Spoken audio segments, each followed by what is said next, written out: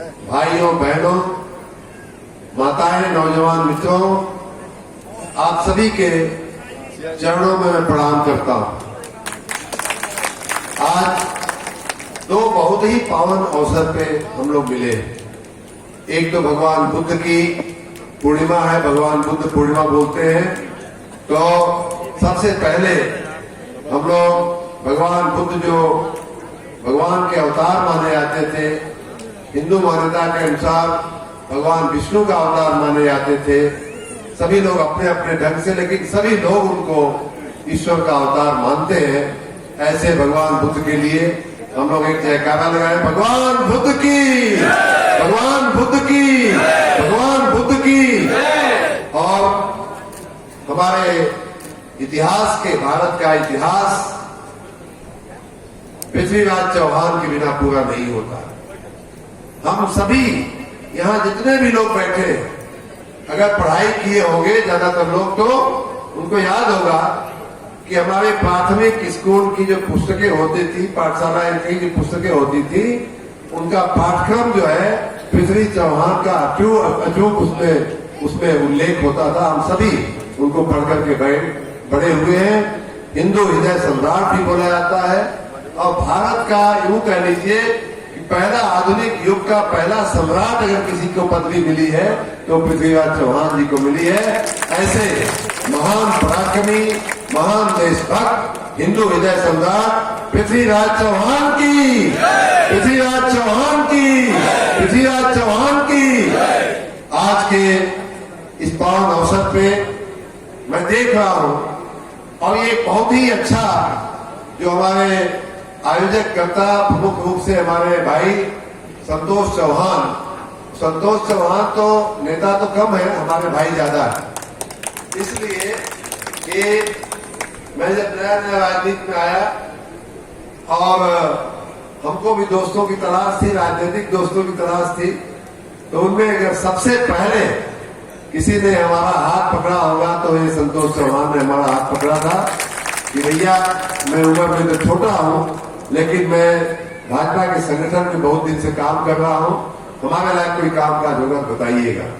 और सच बताऊं तो ये लड़का हमेशा हमारे साथ निरंतर लगा रहा।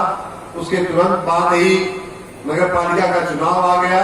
ये हमको गांव जो हमारे मऊ नगर पालिका के विशेष रूप से जो गांव चौहान बस्तियों वाले जो गांव है, याद है आपको, वहां ले जाकर के हमको दोपहरिया में और दोपहरिया में हमारी सभा कराते थे।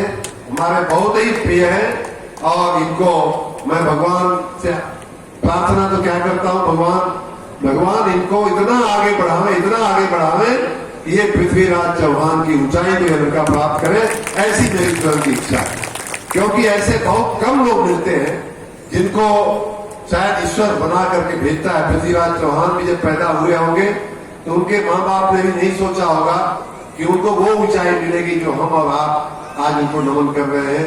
सदियों बाद हम जो है हम जो है हजारों साल के गैप के बाद भी उनको नमन कर रहे हैं। ऐसा बहुत ही विलक्षण व्यक्तित्व जो है बिरले पैदा होता है, और वही ऊंचाई, वही मजबूती, वही तेज मैं चाहूंगा कि आप सबके आशीर्वाद से हमारे भाई संतोष चौहान को भी मिले, जिनके कारण आज का यह कार्यक्रम सफल हुआ है। बहुत ही कम समय में इन्होंने कार्यक्रम किया।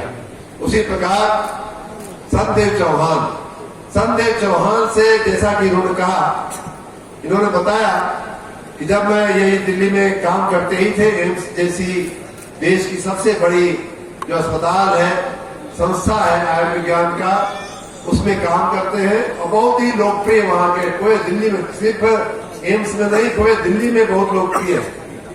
मैं जब प्रधानमंत्री कार्यालय में माननीय मोदी जी प्रधानमंत्री बने, उनके पीछे पीछे मैं भी दिल्ली आया।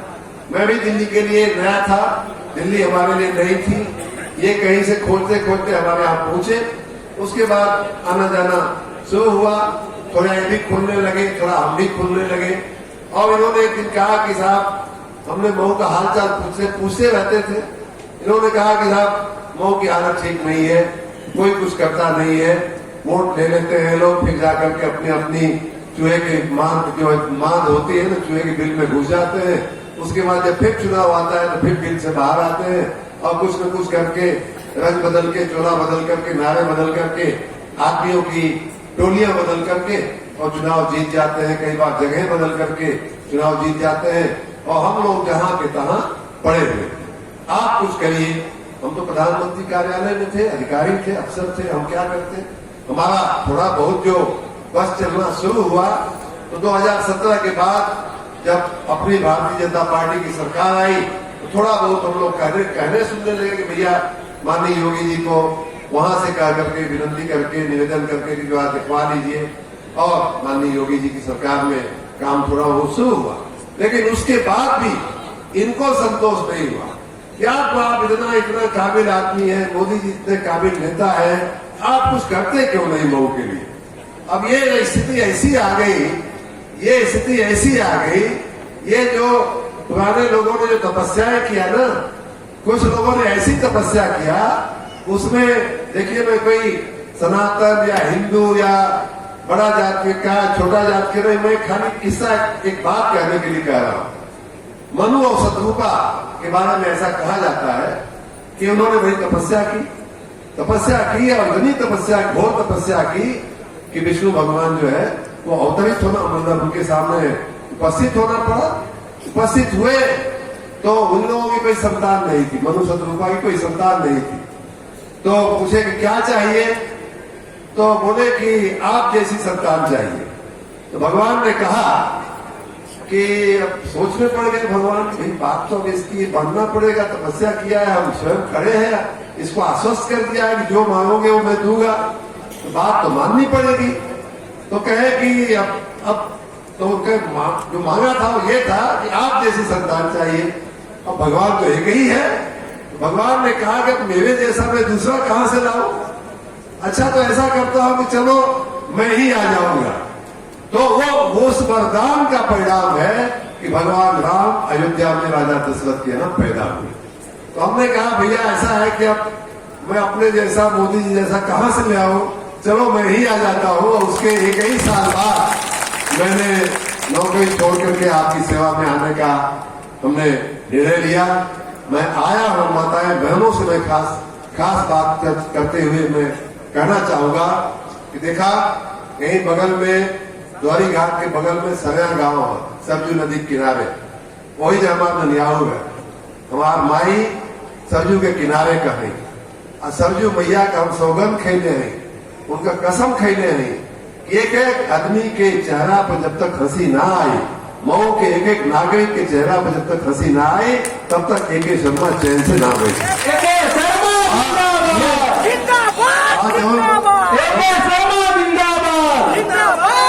जवान चौहान जी कहत रहा है, एकदम सही कहत रहा है।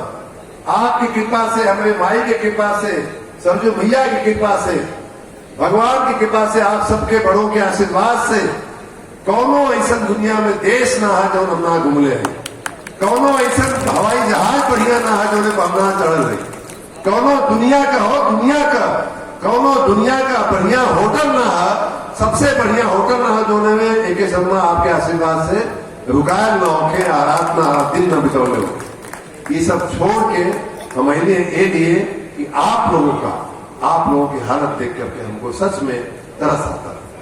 मऊ के लोगों की जब मैं चिंता में सोचता था, कई बार मैं माननीय प्रधानमंत्री जी से भी कहा, और उसी का परिणाम है कि माननीय प्रधानमंत्री जी ने भी कई बार अपने भाषणों में कहा है कि मैं पूर्वोत्तर को, पूर्वी उत्तर प्रदेश को, पूर्वांचल को मैं चाहता हूं कि वो पश्चिम के राज्यों की तुलना में उनका भी नाम है, उनका भी स्थान है। तो इसलिए मैं आपके बीच में आपकी सेवा के लिए आया हूं।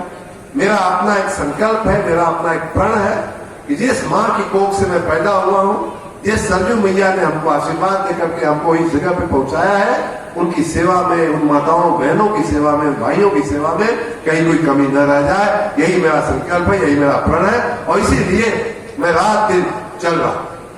हमारे साथ मंच पे एक और बड़े नेता चौहान समाज के माननीय लालचंद चौहान जी बैठे हुए हैं, संचालन कर रहे अनिल चौहान जी बैठे हुए हैं। चौहान समाज का तक